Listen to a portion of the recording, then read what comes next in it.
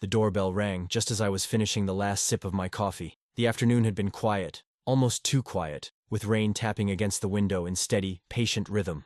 I wasn't expecting anyone, certainly not her, not like this. When I opened the door, Isabella was standing there, eyes wide, lips trembling, holding something small in her hand. "It's positive. It's ours," she said, voice sharp and uneven, as if the words had clawed their way out of her throat. For a moment, I didn't respond. I just looked at the way the rain soaked her, at the slight tremor in her hands, at the raw urgency she tried to hide behind a fragile smile. "Come in," I said finally, stepping aside. My tone was calm, matter of fact. I didn't need to ask questions yet. There was time for that. She moved past me, brushing against the doorframe like she was uncertain if it was real, or if she even belonged inside. The apartment smelled faintly of coffee, old books. I gestured to the sofa, and she collapsed onto it, clutching the small paper in her hand as if it were both confession and confession's burden. I made her some tea, no sugar, just hot enough to warm her fingers they wrapped around the mug. She didn't speak while I poured, but her eyes kept flicking toward me, searching. She began, then stopped, as if the words themselves could break her. I sat across from her, silent. Sometimes silence is the only permission someone needs to speak. She told me then, in small, hurried fragments, about the weeks that had passed, the fear, the uncertainty, the shadow of judgment from family and friends. She didn't say it out loud, but I could feel the weight of wanting to be accepted, to not be left alone. She was trying to steady herself, to appear as if she had all the answers, yet the tremble in her hands betrayed the truth. I listened. I didn't offer solutions or advice. I didn't say, "It's going to be fine," because life rarely fits neatly into such reassurance. Instead, I simply nodded when it seemed right, handed her a blanket when her shoulders tightened against the cold, and let the rain mark time outside without interruption. Eventually, she sank deeper into the sofa cushion, curling slightly, and for the first time allowed a small exhale, a surrender that wasn't fear, but relief. The apartment, usually quiet and empty, felt different now, like it had shifted slightly to accommodate her presence. It wasn't grand gestures that mattered, but the quiet, deliberate attention of someone who would stay. "I didn't know who else to call," she admitted finally, voice soft, almost afraid of acknowledgement. "You're here," I said simply, and it was enough. We sat in silence after that, two strangers on the surface, but connected by something neither of us fully named. The rain continued outside, steady and patient. Inside, I poured another cup of tea, set it next to her, and watched as she took it with a tentative. She looked at me, then, a flicker of trust in her eyes, and for the first time since she arrived, she let herself relax. It was a small beginning, imperceptible to the world but monumental in its quietness. The moment didn't scream importance. It whispered it, and somehow, I knew, without speaking a word, that something had started here that neither of us could have predicted. The rain had slowed to a soft drizzle, the kind that blurs the edges of the world and makes it feel smaller, closer. Isabella sat on the couch, her knees drawn up to her chest, and for a long while, neither of us spoke. I could hear the quiet hum of the apartment, the faint creak of the floorboard, the whisper of her breathing. It was a private, fragile space I had begun to inhabit, and I was determined not to disturb it with unnecessary words. She finally spoke, almost a whisper, as if testing whether it was safe to let sound exist in the room. "I don't know what to do," she said, her fingers twisting the blanket in her lap. I don't have anyone I can turn to." Her eyes, dark and hesitant, flicked to mine. The raw vulnerability there was almost unbearable in its quietness. I didn't answer immediately. I just waited, letting her feel that the room, at least, was hers to occupy safely. I made another cup of tea, careful with the water temperature, and set it down on the low table beside her. She picked it up, her hands shaking slightly, and I noticed the way her eyes lingered on the steam curling from the mug.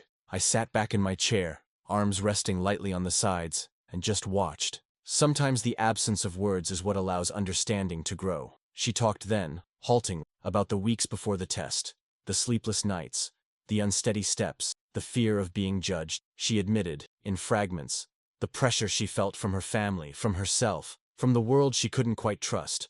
I listened, as I had learned to, without offering judgment, without trying to solve anything. Listening, I realized, was the most decisive form of presence I could give. At one point, she paused, her gaze dropping to the floor, and I saw the weight she carried, not just the news she held in her hand, but the fear of standing alone in the world. I slid a blanket over her shoulders without a word, just enough to let her feel that she could lean, if only for a moment, on someone who wouldn't pull away. She exhaled, a small sound, and I noticed her shoulders relax. I was scared," she said finally, and it was almost a confession, not of shame, not of weakness, but of honesty. I nodded once, acknowledging her truth, and she looked at me, then really looked, as if seeking confirmation that she hadn't misjudged me by coming here. "You're here," I said simply. The words were ordinary, but the weight in them was deliberate. She let a small smile break through, tentative and fragile, and for the first time since she arrived, it felt like she could exist here without fear of being swept away. We sat there together, two people connected by circumstance,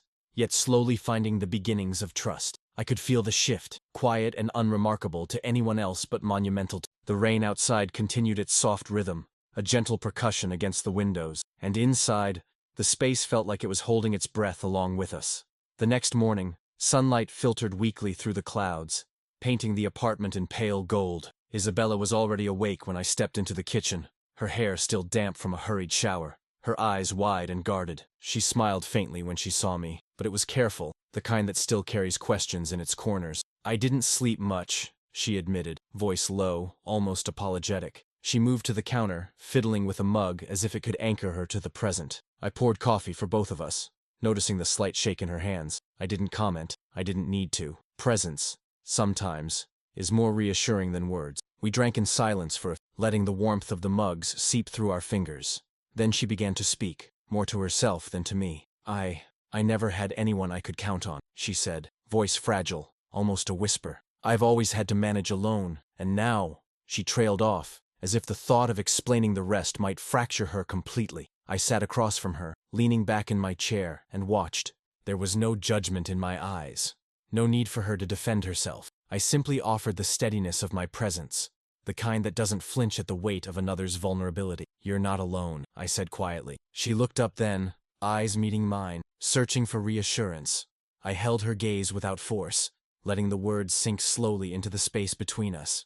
She hesitated, then shared pieces of her past, fragments of disappointment, absence, and moments of cold indifference from the people who should have been closest. I listened without interruption, letting her trust grow slowly, the way roots sink quietly into soil. Her voice trembled at times, and I could sense the fear of being abandoned yet again. I offered no solutions, none were needed, but I reached for her hand, a small, deliberate gesture of support. She didn't pull away. Hours passed unnoticed. The apartment felt suspended in its own rhythm, the kind that forms when two people tread carefully into new territory. We moved around each other cautiously, our actions aligned more in instinct than conversation. I brought her a blanket when she shivered, adjusted the pillow behind her back without comment, poured her tea again, and watched as the tension slowly eased from her shoulders. At some point, she laughed, a small, shaky sound at first, then more freely. I hadn't expected it so soon. It surprised me as much as it did her. She put her mug down and looked around the apartment with something like wonder, noticing that it could hold space for her, that it could accommodate not only her presence but her fears without judgment. She started, then stopped, searching for the right words. She never finished. I didn't ask her to. The silence that followed was no longer heavy. It carried a quiet acknowledgement that something was beginning to shift. She exhaled deeply, resting her head against the couch. For the first time since she arrived, I could see her start to relax in a way that felt genuine, that hinted at trust.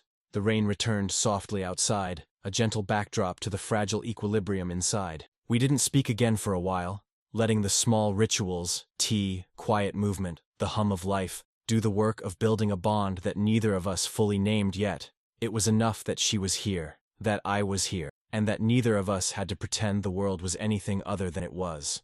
The days that followed were quiet, almost deceptively ordinary. Isabella stayed on, cautiously at first, as if testing whether this temporary refuge could truly hold her. I didn't pressure her. There was no grand announcement, no declaration of permanence. I simply left a space open for both in the apartment and in my schedule, a silent agreement that she could come and go as needed. The morning routines became small rituals. Coffee brewed while she lingered at the counter, arms wrapped around herself as she watched the steam curl from the mug. I made breakfast, simple things, and we ate together in companionable silence. She began to laugh more easily at the smallest jokes, and I noticed how the light changed in her eyes when she did. She wasn't unburdened yet, but the edges of her fear were softening. One afternoon, she hesitated at the door, holding a small bag. "I should figure out a place for my things," she said. Her voice was tentative, carrying the weight of habit and caution. I nodded. "Make yourself at home," I said. No demand, no expectation, just a space she could claim if she chose. That was all the permission she needed. I helped her organize a corner of the bedroom, clearing space in a drawer, adjusting the sheets, Tucking away a few small belongings, she moved slowly, careful not to overstep the invisible boundaries we had set. She paused at the window, hands pressed against the glass, watching the rain return in fine threads. "It's strange," she murmured. "I've never felt like this."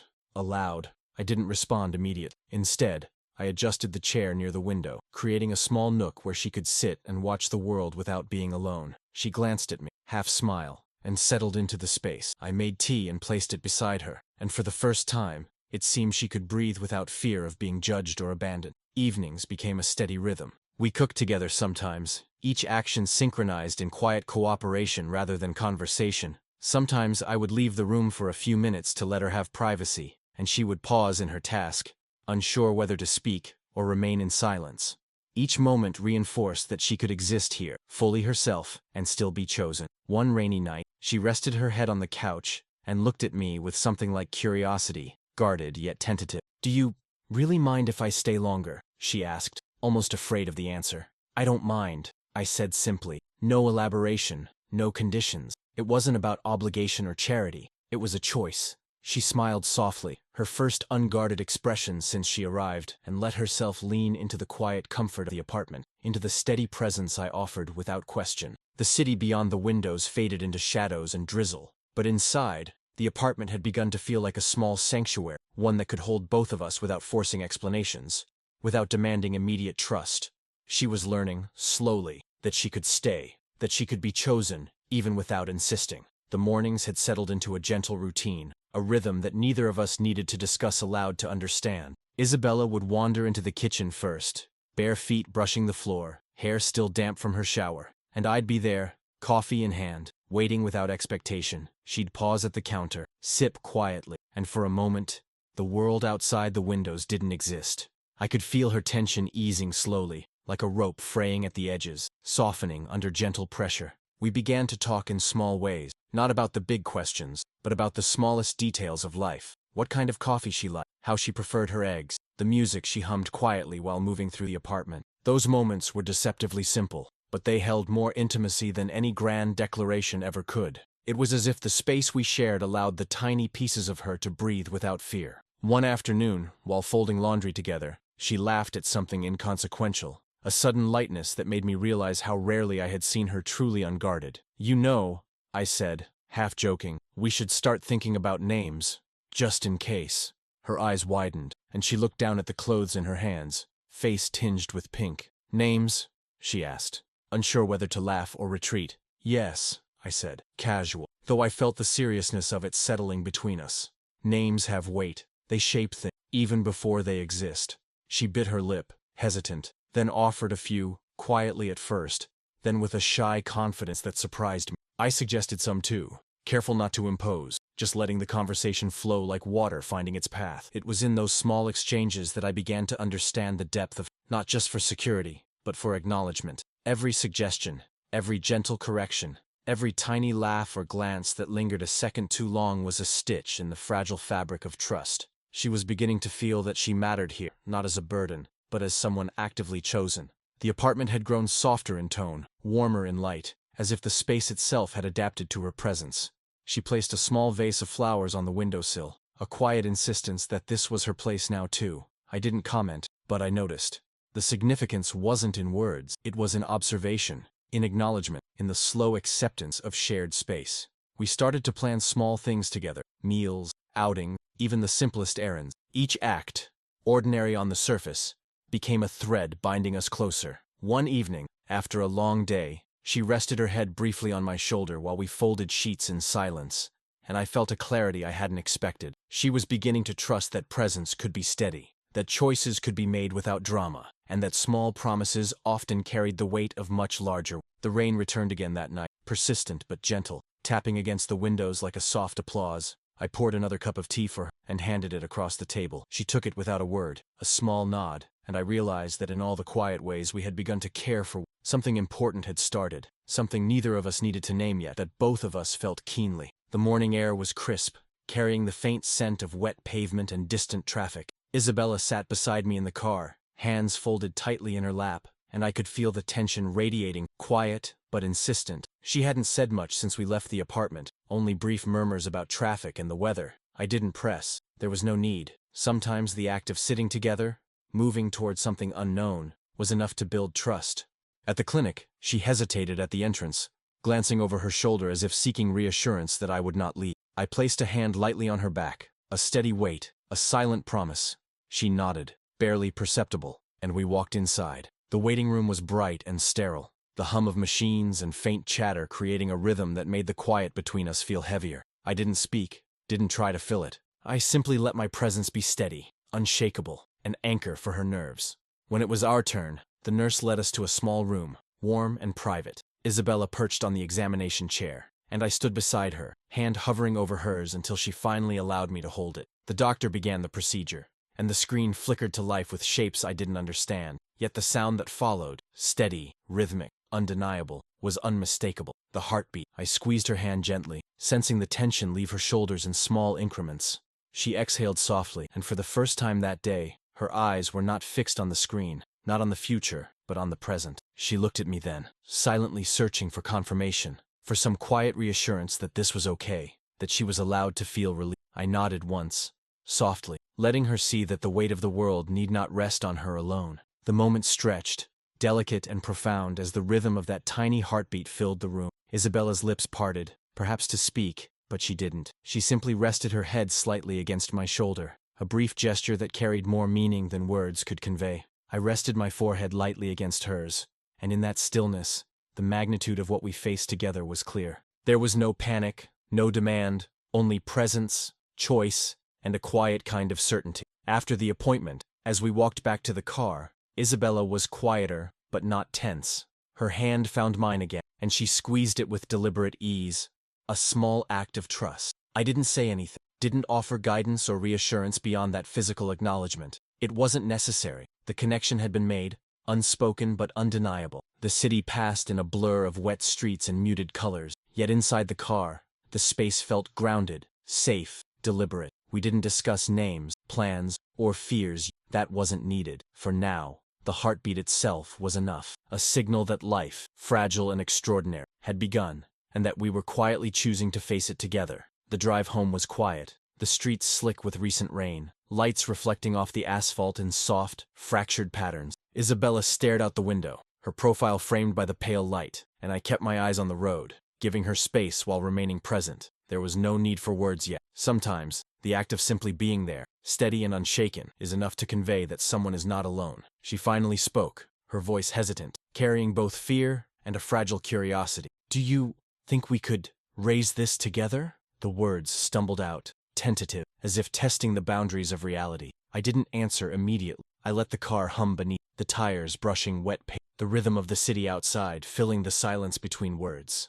When I finally did speak, my voice was calm, deliberate. "If you want that, yes, we can figure it out together." I didn't say it with urgency or bravado. There was no pressure in my tone, only a quiet certainty that some choices, once made, have the power to change everything without needing to shout. She turned to look at me, searching, perhaps afraid to believe, and I met her gaze steadily, letting her feel the solidity of that promise. The tension in her shoulders softened incrementally as we drove. She fiddled with the edge of her sleeve, then let her hands rest on her. I could sense her internal debate, the caution of someone who had been let down before, the fear of opening herself to trust again. But the steady cadence of my presence seemed to make that possibility less frightening. She exhaled, a small sound, almost imperceptible, and I felt the subtle shift. Once we were back in the apartment, she lingered in the doorway for a moment, unsure whether to move further in. I didn't urge her. I simply gestured toward the kitchen table, where I had left a pot of tea still warm. She accepted silently, letting herself be guided not by command, but by the quiet invitation of space and choice. We sat together,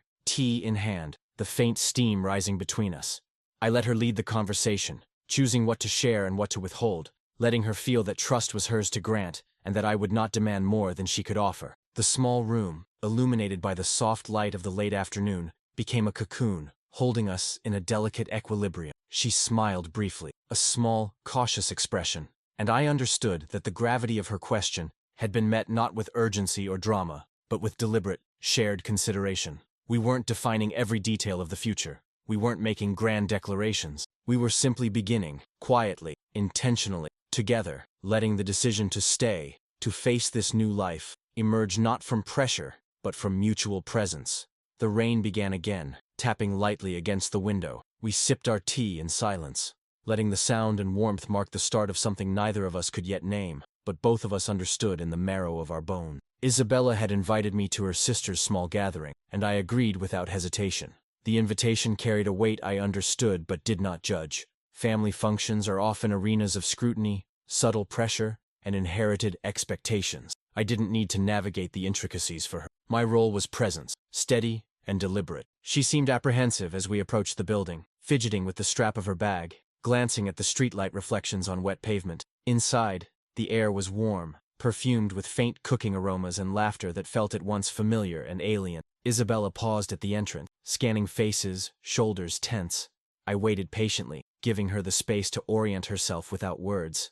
A small nod toward me, and we moved into the room together. She walked slightly ahead, hesitant but determined, and I stayed close enough that she could feel the quiet constancy of my presence. Conversations swirled around us, questions about her work, her health, mundane small talk, but I did not intervene unless necessary. When a relative's gaze lingered too long on her, suggesting a subtle judgment or inquiry she was unwilling to answer, I merely stood nearby, a silent assurance that no harm could reach her while I was present. The effect was not theatrical. It was subtle, almost imperceptible, yet she seemed to notice. She relaxed fractionally, exhaling a breath she had held too long. We found a quiet corner, just enough distance to observe without intrusion. Isabella allowed herself to speak in a lower voice, words tinged with nervous humor, recounting stories that were sometimes exaggerated for effect. I listened, contributing only when she invited comment, letting her steer the interaction. Each small success, each laugh, each look of recognition from a cousin, felt like a minor victory, a confirmation that she could navigate the world and still return to safety. Later, she led me to a small balcony, where the night air was cool, scented with rain and distant city street. She leaned lightly against the railing, looking out at the wet pavement below. I don't think I've ever felt so seen. Her eyes met mine briefly, then dropped, vulnerable but open. I placed a hand lightly on her shoulder, not pressing, not guiding, only offering presence. "You are," I said quietly. No elaboration, no attempt to soothe or explain, only the truth of observation. She smiled, a small, tentative curve of her lips, and seemed to let herself exhale, a release that had been accumulating years. Inside, the party continued with music, laughter, and light conversation, yet we remained in our quiet corner, tethered by mutual understanding. She didn't need me to perform or speak for. I merely existed as an anchor, and she was free to be herself within that allowance. The night was not perfect, but in its imperfections, it revealed that she could exist in the world, face scrutiny, and return to safety. By the time we left, Isabella walked with more ease, head held slightly higher. The subtle tension in her shoulders eased. I didn't comment. It wasn't needed. The promise of choice, trust, and protection had quietly begun to establish itself, and we carried it with us as we moved into the wet, quiet streets. The apartment felt different that evening, quieter but not empty. The hum of the city outside softened by the rhythm of rain on the wind. Isabella was rearranging her small collection of belongings in the corner we had set aside for her. She moved with careful deliberation, as if testing whether the space truly belonged to her now, whether it could hold her without judgment. I watched from the kitchen, pretending to be busy with a cup of tea, but my attention never wavered. She paused mid-motion, holding a photo frame, and looked at me. "Do you really want me here?" The question was tentative, almost afraid of the answer. I set down the mug, crossed the room slowly, and knelt to meet her eyes at her level. "I want you here," I said, voice steady, firm, but calm. There was no pleading in my tone, no obligation implied, just presence, choice, and clarity. Her hands trembled slightly, but she didn't put the frame down. Instead, she placed it carefully on the shelf beside her small corner, a subtle act of marking her territory, claiming space in a world that had often denied her that right. I could see the faint relief in her eyes, a recognition that she was chosen not for necessity, but by decision. We spent the rest of the evening in small, quiet routines. She prepared a light dinner, and I helped without intruding, offering support where needed, silence where it was preferred. Occasionally, our hands brushed, unremarkable touches, yet weighted with meaning. She laughed softly at an insignificant comment, and it felt like a milestone, a measure of trust slowly established. After dinner, we moved to the living room. The rain had slowed, leaving the city wet and glimmering. Reflected, Isabella curled up on the couch, a blanket at her shoulders, and I sat beside her, careful to respect her space while remaining present. We didn't speak at first. The quiet was enough. She finally rested her head against the arm of the sofa, eyes closing briefly, and I noticed the first real sign of ease since she had arrived. At one point, She turned her face toward me. I want to stay, she said softly, almost afraid to say it aloud. I nodded, letting the acknowledgement settle between us without embellishment. I didn't need to respond further. The decision itself was enough. Staying was her choice. And by making it, she had taken the first step toward trust, toward a life shared without coercion, drama, or pretense. We watched the faint shimmer of city lights together, the room around us bathed in the muted glow of lamps.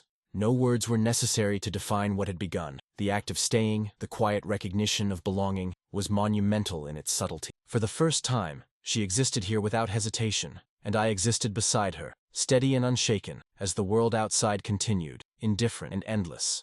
Months had passed, though the calendar made no claim on us. The apartment had grown quiet in a comfortable way, the kind of silence that carries presence rather than absence.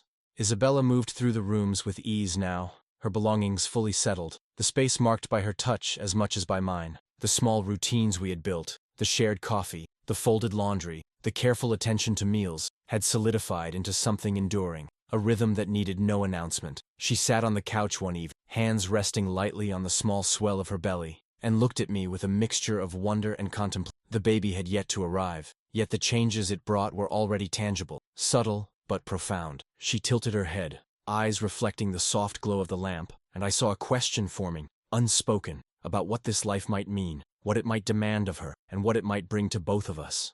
I approached slowly, careful not to disturb her space, and sat beside her. "We're ready," I said simply. No flourish, no pretense, just the quiet certainty of shared choice. She studied my face, searching, and I let her, letting the silence carry what words could not. In that pause, there was acknowledgement of past fears, of fragile trust, of a beginning that had emerged gradually, deliberately, without coercion or grand declarations. She exhaled, a slow, deliberate release, and leaned slightly against me, the movement unremarkable but heavy with meaning. I placed a hand on hers, resting lightly on her belly, a quiet insistence that we were not separate in this, that the world outside would not intrude on what we had built here together. She closed her eyes briefly, a gesture of surrender, not weakness, but trust, the most deliberate kind. We did not speak again for long stretches, letting the small ordinary sounds, the hum of the refrigerator, the tick of the wall clock, the distant city, be the punctuation of our shared existence.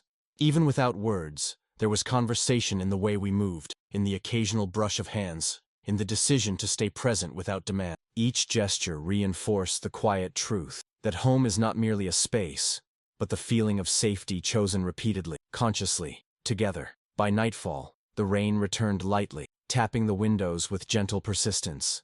We watched it together, side by side, sharing warmth and steady presence. The future remained uncertain in its details. The baby still unborn, the lives outside the apartment continuing in their relentless pace. Yet within these walls, we had begun a kind of peace that was rare and deliberate, a family, not declared, but quietly formed through choice, presence, and unspoken understanding.